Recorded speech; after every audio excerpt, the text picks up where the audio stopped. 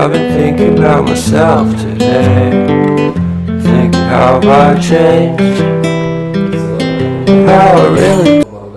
Waalaikumsalam warahmatullahi wabarakatuh. Alhamdulillah Rabbil Alamin.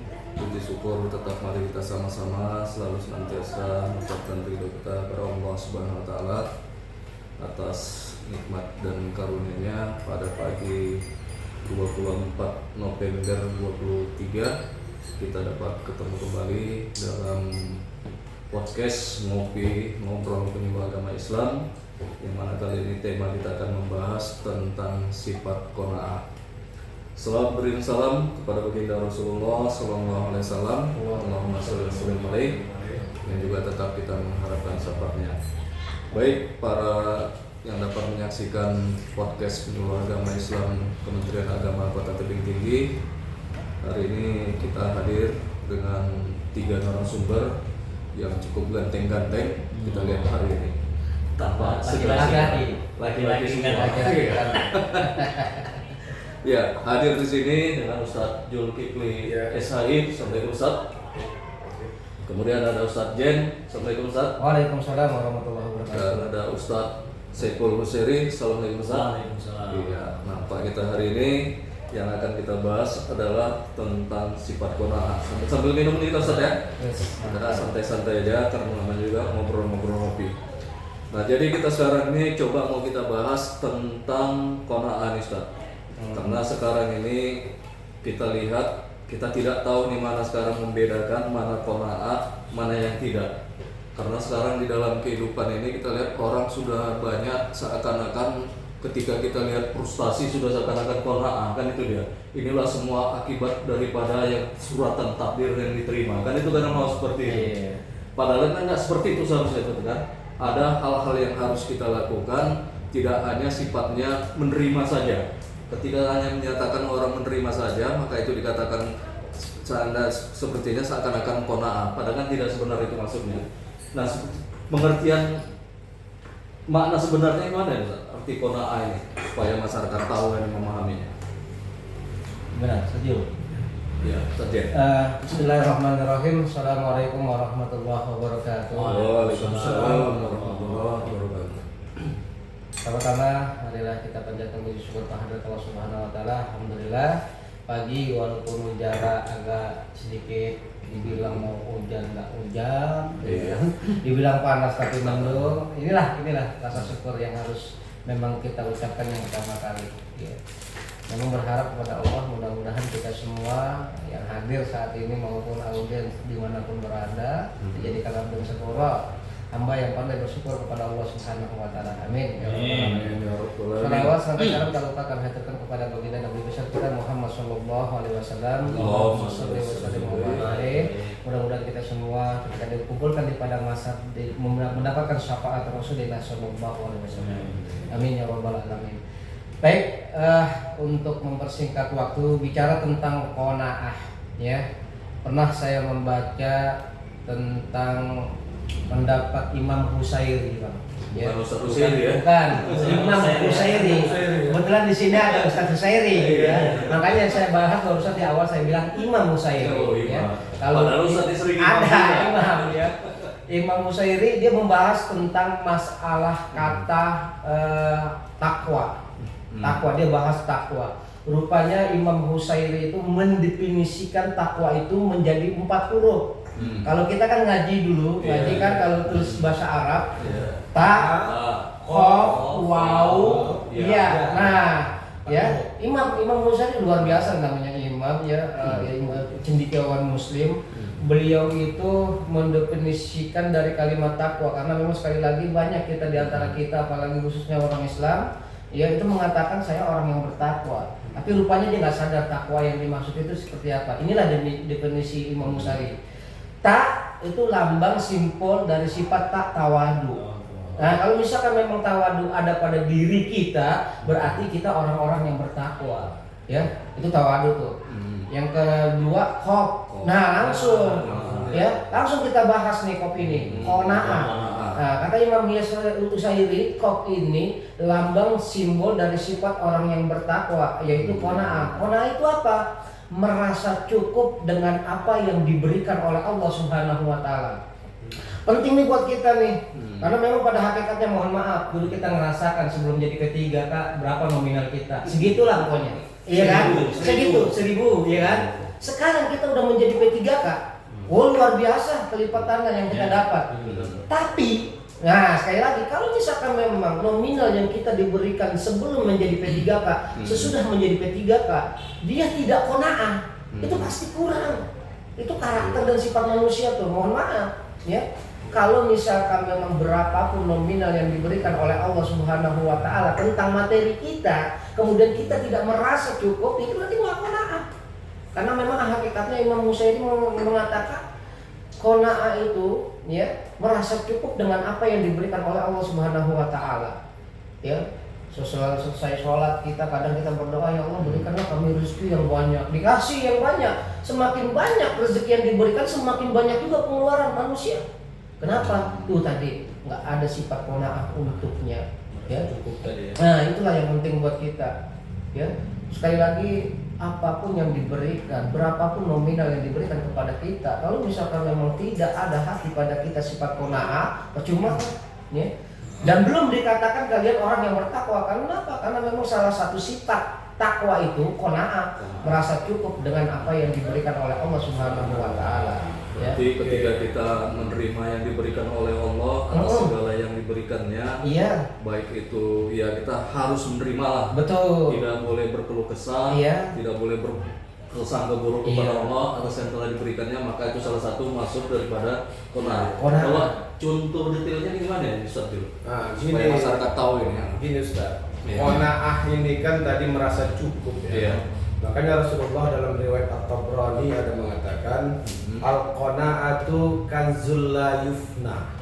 Bahwasanya qanaah itu adalah suatu kekayaan yang tak pernah punah. Kenapa?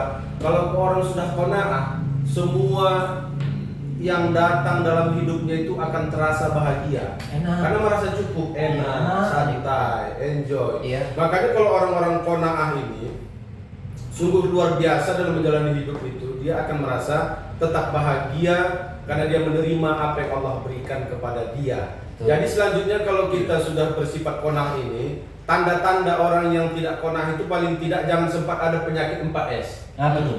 Nah, ini dia.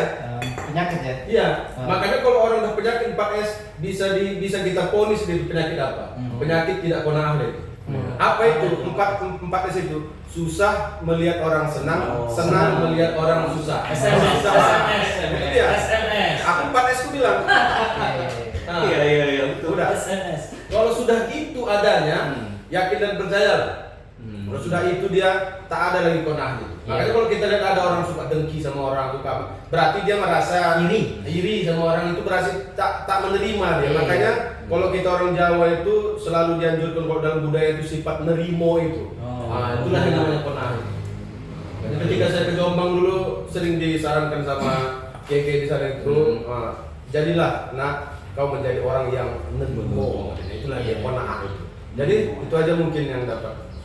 Iya, kalau Ustaz Jul tadi paling tidak bagaimana kita supaya 4S atau SMS ini. SMS tadi. Jadi kalau satu seri ini manfaat kita berqanaah ini gimana Ustaz? Satu sisi.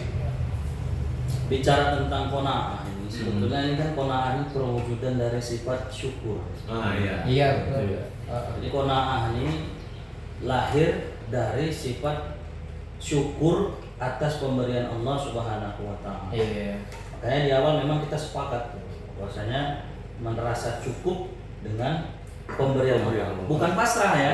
Beda lagi dengan pasrah. Beda lagi kalau pasrah itu Tidak berbuat. ya udahlah, nggak Masa ngapa-ngapain bodoh. ya, masa bodoh kan. Pasrah beda.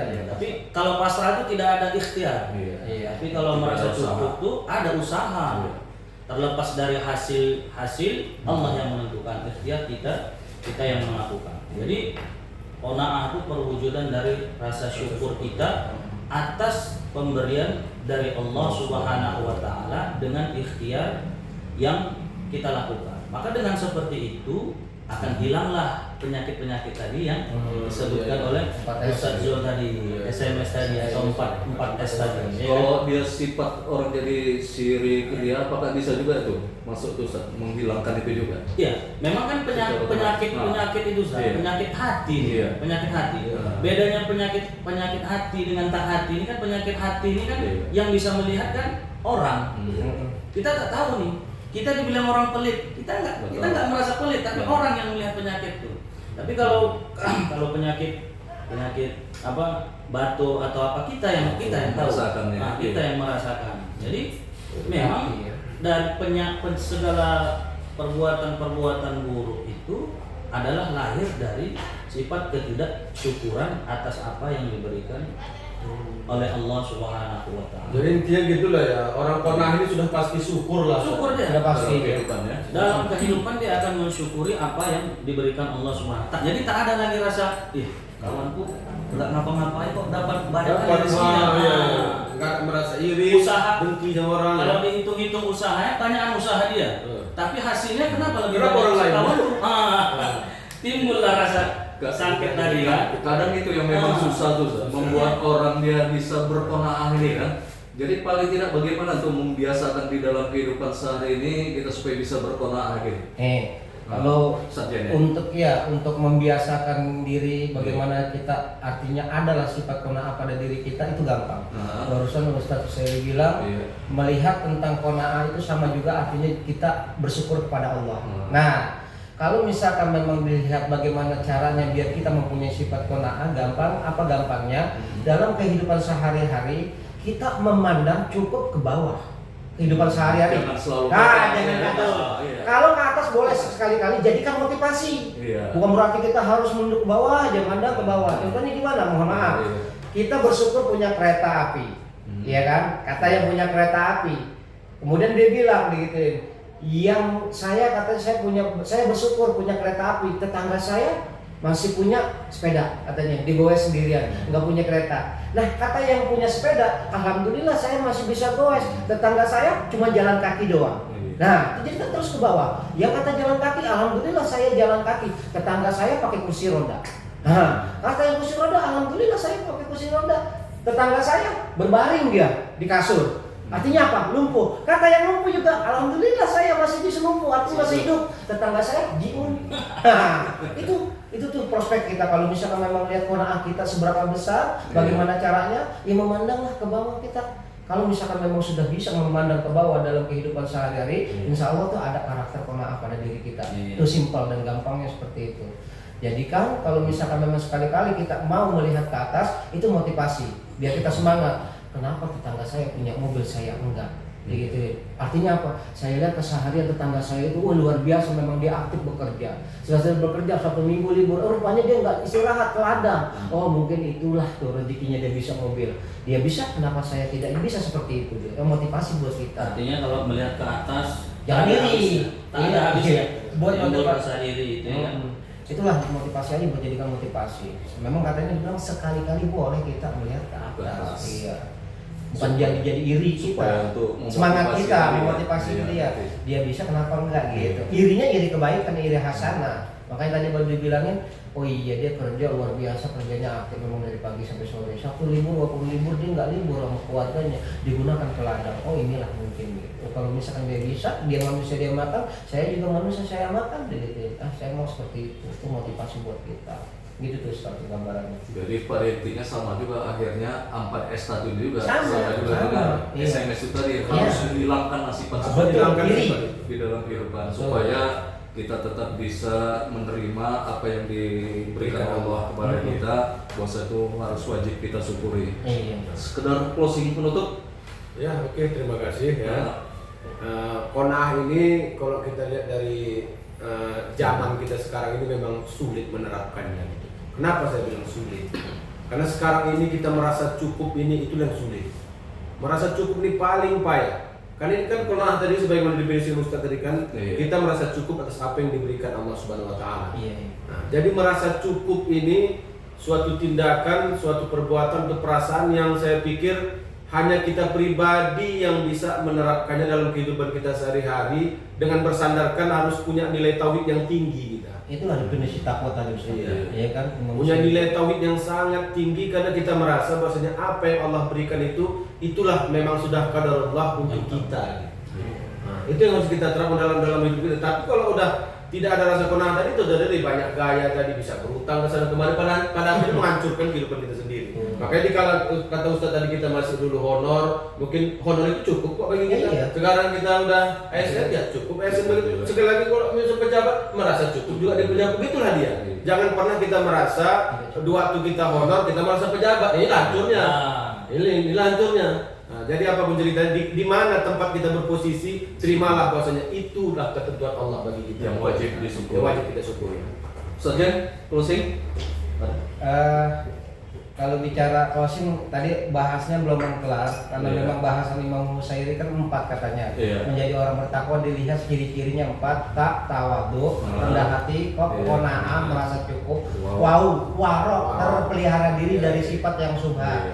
Yang nggak jelas kedudukannya. Ini biasanya nih remeng-remeng ibarat orang bilang masih kita buat kita bodo amat hajar terus. Justru hal yang kayak gitu tuh yang menghambat kita. Kadang-kadang qanaahnya tadi. Kenapa nih? Sama rezeki kita kenapa? Karena memang yang subhat kita hajar. Iya kan? Itu warok terpelihara diri, ya yakin apa yang telah diberikan oleh Allah Subhanahu wa taala. Kalau kita yakin kemampuan kita diberikan sebagai P3, yakin ini rezeki yang halal, insya Allah berkah. Ya. Berarti larinya ke qanaah juga. Tetaplah itu qanaah luar biasa. Luar Makanya biasa. melihat dari barusan Dan materi akibat kesyukuran juga. Iya. Makanya kata Rasulullah itu kan azza al qanaah itu ya. Bahwasanya sangat mulialah orang-orang yang bersifat qanaah. Iya. Itu dia. Kena semuanya. Satu seri. Baik, yang terakhir dari saya, nama kita bisa sama, umur kita bisa sama, Betul. pekerjaan kita bisa sama, tapi yakinlah rezeki pasti berbeda. Allah mengasih rezeki sesuai dengan porsi yang terbaik menurut Allah, bukan menurut kita. Oleh karena itu syukuri apa yang diberikan oleh Allah saat ini pada Anda, maka akan timbul rasa qanaah itu pada diri kita dalam kehidupan. Luar biasa. Ya. Baik, terima kasih.